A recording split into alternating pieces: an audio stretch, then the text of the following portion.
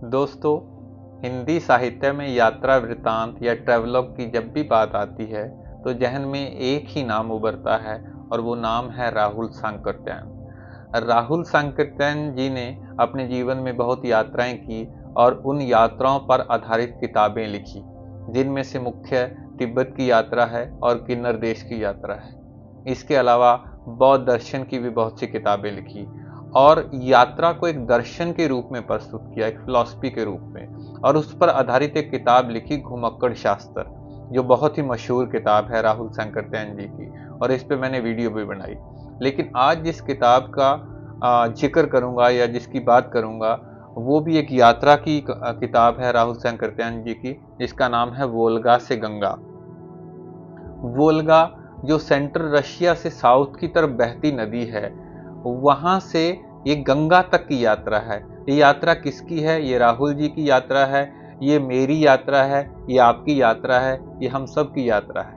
ये यात्रा दिखाती है कि किस तरह से हमारे पूर्वज आज से 6000 ईस्वी पूर्व वोल्गा नदी के तट पर रहते थे, और फिर धीरे धीरे कहानी आगे चलती है। इस किताब में कुल 19 कहानियां हैं। 19 की 19 कहानियां बहुत ही रुचिकर हैं, बहुत ही शानदार हैं, पाठक को अपनी तरफ आकर्षित करती हैं। जो पहली कहानी है वो उस पाषाण युग की है कि जब हमारे पूर्वज पत्थर के हथियारों का इस्तेमाल करते थे और शिकार खेलते थे और सर्वाइवल के लिए जो भी उनसे बन पड़ता था वो करते थे।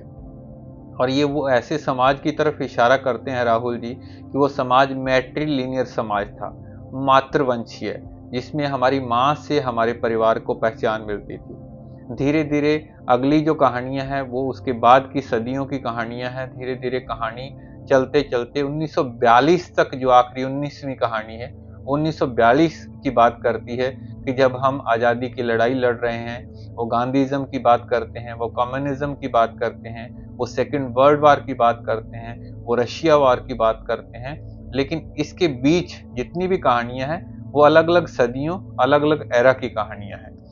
जिसकी शुरुआत मैंने बताया कि वो निशा, पहली कहानी निशा है, जिसमें वो पत्थर के हथियारों से शिकार करते हैं। और दूसरी कहानी जो बताती है कि किस तरह से हमने पत्थरों को छोड़कर तांबे का इस्तेमाल करना शुरू किया, किस तरह हमने स्थायी कृषि की शुरुआत की, कृषि करना शुरू किया और पशुओं को पालतू रखना शुरू किया। इसके अलावा विवाह नाम की जो संस्था है उसमें क्या क्या बदलाव आए, कैसे लड़कियों को किस दौर में लूटा जाता था और उनसे शादी की जाती थी। और फिर धीरे धीरे अगली कहानी में ये बताया गया कि कैसे धीरे धीरे मातृवंशीय से जो पितृ प्रधान है या पैट्रियार्की है वो कब हावी हुई, और फिर आर्यंस कब धीरे धीरे भारत की तरफ उनका प्रस्थान हुआ। और जो पहला उनका जो जो मुलाकात है वो इंडस वैली सिविलाइजेशन से हुई, जिनको वो असुर कहते थे। वो असुर क्यों कहते थे, इसके लिए आपको किताब पढ़नी पड़ेगी। राहुल सांकृत्यायन जी ये इशारा जरूर देते हैं कि आर्यन से ज़्यादा एडवांस्ड इंडस सिविलाइजेशन के लोग थे साइंस और टेक्नोलॉजी के बारे में, और उन्होंने लिपि का विकास भी कर लिया था जो आर्यंस के पास नहीं था। हालांकि उनकी लिपि को नहीं पढ़ा जा सका। और इसके बाद एक और जो दोनों में डिफरेंस था वो ये था कि आर्यंस जो थे वो अपनी जो व्यवस्था थी, जो शासन था, उसको चलाने के लिए जन समितियों का इस्तेमाल करते थे, जिसमें कोई राजा ना होके कुछ मौजूद लोग मिलकर उस पूरे व्यवस्था को देखते थे। लेकिन जो इंडस वैली के लोग थे, इनमें राजा भी था, इनमें पुरोहित भी था। आर्यंस में एक इंद्र की उपाधि दी जाती थी, और वो उपाधि उसे दी जाती थी जो लड़ने का या लड़ाई का नेतृत्व करता था। तो इन लगभग सभी कहानियों में हमारे ही पूर्वजों की कहानियां हैं, अलग अलग युग की कहानियां हैं। और इसी सफर में आगे बढ़ते बढ़ते उस दौर का भी जिक्र है कि जब इस्लाम या मुस्लिम जो आक्रमणकारी थे वो हमारे देश में आए, और उसके बाद अंग्रेजों के आगमन की भी तस्दीक करती है कहानी की, जिसमें ये पता चलता है कि अंग्रेज आ गए थे और उनके आने से क्या बदलाव हुआ। फिर धीरे धीरे अंग्रेजों के खिलाफ जो 1857 में विद्रोह हुआ, वो भी एक कहानी में उसका भी जिक्र आता है।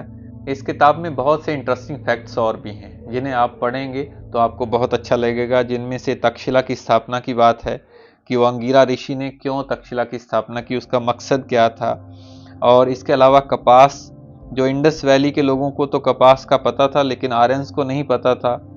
अशुव घोष और प्रभा के प्रेम की कहानी है जो 50 ईस्वी में हुई। वही अशुव घोष इसने पहला भारतीय नाटक लिखा, उर्वशी वियोग। इसके अलावा नागदत्त और चाणक्य की जो डिस्कशन है वो है नागदत्त की मकदूनिया तक का जो सफ़र उसका रहा, उसके बारे में बात है। उसके राजा फिलिप और फिलिप के बेटे अलेक्जेंडर की बात है।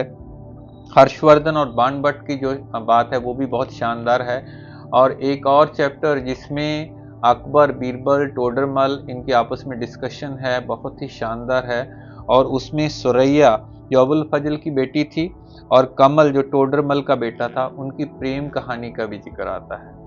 और इस तरह की बहुत सी और भी शानदार कहानियां हैं। ये 19 की 19 कहानियां जो हमें यात्रा बताती हैं कि कैसे हमारे पूर्वज वोल्गा नदी से चलकर गंगा नदी के तट पर आए। तो पढ़कर बहुत अच्छा लगेगा आपको भी और मुझे भी लगा, क्योंकि मैंने ये किताब दूसरी बार पढ़ी है, वोल्गा से गंगा।